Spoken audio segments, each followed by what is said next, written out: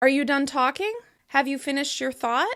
Can I answer your question now? If so, please let me know with your voice. Welcome back to the English with Kim YouTube channel, where you'll learn what to say, how to say it, and why it matters. If you love learning how to use your voice more effectively, please be sure to hit subscribe. You're probably really careful with your choice of words, but your intentions might be misunderstood if you use the wrong intonation pattern. If your pitch rises when it should fall, you may sound uncertain or insecure, or the person you're speaking with may think you doubt them. If your voice drops when it should rise, you may sound annoyed instead of curious. Or the other person may not be sure if you're asking them a question or telling them what you think. Native speakers often turn statements into questions by changing their pitch at the end of the sentence. If your tone always rises at the end because of how you use pitch in your native language, part of your meaning may be getting lost in translation. If you think that someone has misunderstood you, it may not actually be your language. It may be your tone of voice. The number one reason why non-native English speakers need to master falling intonation is not because it's the most common intonation pattern in American English, although it is. As far as I'm concerned, falling intonation is so essential because it lets the other person know that you've completed a thought. Falling intonation invites us to respond. Without thinking about it, native speakers are listening for a clear signal that you're ready for us to take over the conversation. If we don't hear this clear fall at the end of your statement or information question, we might not know that it's okay for us to speak up. Of course, there will always be people who interrupt or jump in when you're not quite finished, but polite people will wait for a clear cue that it's okay for them to start speaking. People who work with international students and non-native English-speaking professionals often comment that they're not sure when the other person has finished speaking. I encourage you to think about whether your voice falls at the end of your statements. Is it easy for a native speaker to hear that you're done talking? If not, the other person may not be sure if you're asking them a question or telling them what you think. And yes, this is also a problem with native speakers who tend to end their sentences with uptalk or rising tone at the end of their statements. People will ask, are you asking me or are you telling me? If you are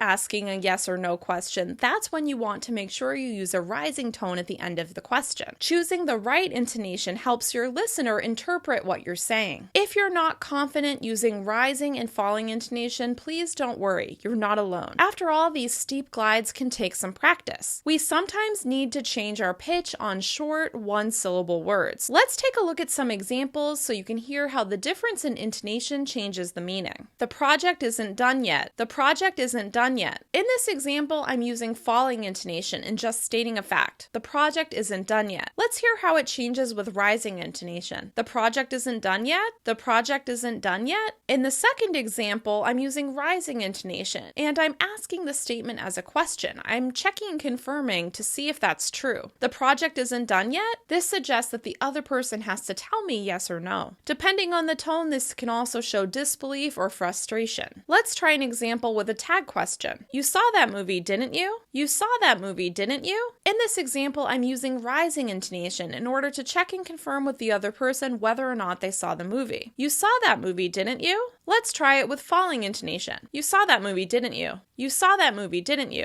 In this example, I'm saying it as a statement. I'm pretty sure that the person has seen that movie. We probably had a conversation about it earlier. You saw that movie, didn't you? It's almost like I'm affirming that idea to myself. One more example. They'll be here in an hour. They'll be here in an hour. As you can hear in this example, I'm just giving a fact. They'll be here in an hour. Now let's try it with rising intonation. They'll be here in an hour?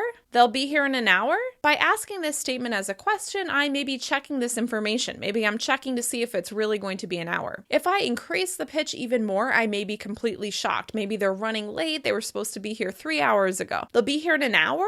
As you can hear, that very steep rise in pitch signals that I can't believe that it's going to take so long. They'll be here in an hour? Now that you understand how using rising or falling intonation can change the meaning of the sentence, I want you to take a moment to write your own examples. Try writing examples using words you already use, questions you may ask, or statements that make sense for your life. Then try saying them with the correct tone. We often talk about the same subjects again and again, so it can be helpful to practice with ideas that are familiar to you. I especially encourage you to practice this with factual statements you often make about your life. Learning how to signal that you're done talking by finishing your statements with falling intonation can really help native English speakers understand you. Remember, using falling intonation at the end of your statements invites the other person to respond. It signals to the other person that it's okay for them to jump in and continue the conversation. That way you get a break and they have a chance to share their ideas. If you need more review on how to use rising and falling intonation, as well as how to use different intonation patterns to show emotions, be sure to check out my playlist on intonation patterns in American English. I'll include a link in the description below the video and also in the cards. Once again, I'm Kim from EnglishWithKim.com. I'm your guide to the essential conversation skills you need to sound more natural in English. If you like this video, please give it a thumbs up and share it with a friend. Don't forget to hit subscribe if you haven't already. Have a good one. Goodbye.